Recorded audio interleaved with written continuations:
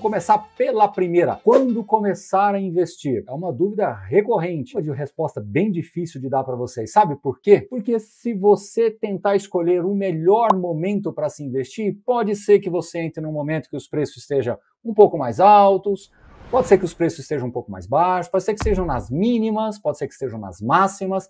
Então, qual é a orientação? Você ter, assim, um foco previdenciário, olhar para o longo prazo, pensar na renda passiva que essa carteira vai sendo estruturada com o tempo e começar a investir. Então, qual é o melhor momento para se iniciar investimentos? Eu acho que o melhor momento é você ter a iniciativa de realmente começar a montar a sua carteira de investimentos previdenciários, olhando para os rendimentos, pensando que você vai potencializando esses rendimentos à medida que você vai comprando mais cotas e montando a sua carteira. Esse é o ponto mais importante de se observar. O ponto inicial ali é muito difícil de você escolher o melhor momento. Então, procure se ancorar na ideia do início. Eu preciso começar, né? Não necessariamente qual é o melhor momento exato ali para você começar a fazer seus aportes. Se você já tem algum volume inicial, fracione esses aportes, semana a semana, mês a mês, que você naturalmente vai começar a olhar mais para os rendimentos, entendendo que os rendimentos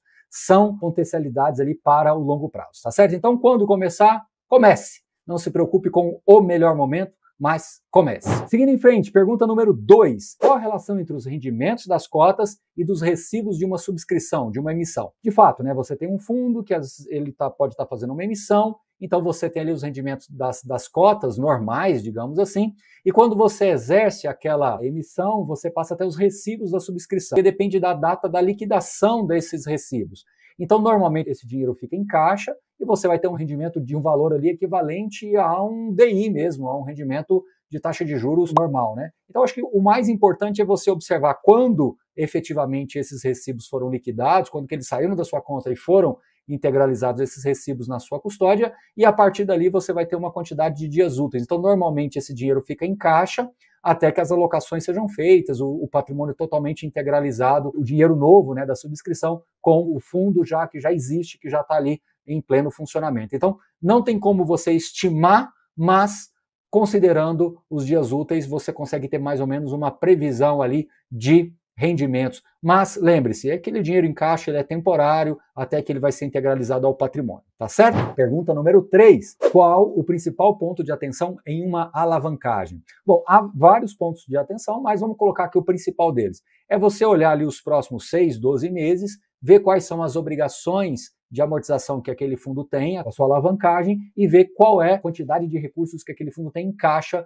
para fazer jus a essa amortização. Lembrando que você também tem que entender que toda alavancagem tem um serviço de pagamentos recorrentes ali mensais, que normalmente são dos aluguéis originais. Mas o principal ponto de atenção que eu diria é a necessidade de caixa do fundo pelos próximos 6, 12 meses. Como observar, né, os rendimentos da minha carteira? Existe aqui uma coisa que eu gosto sempre de sugerir para que as pessoas façam, é identificar quantos reais por cota cada fundo seu paga e você consolida aquilo ali como se você tivesse apenas uma cota de cada um dos fundos que você tem na carteira. E aí você compara mês a mês, ano a ano, que você vai perceber que normalmente, depende muito das suas escolhas, mas normalmente você tem uma estabilidade muito grande ali na média da sua carteira. Então, uma dica interessante aqui para vocês fazerem, um exercício, não é nem uma dica, eu diria mais um exercício. Vocês peguem cada um dos fundos que você tem na carteira, suponha que você tem apenas uma cota dele, veja quanto que você recebeu neste mês, quanto você recebeu no mês passado, no mês anterior,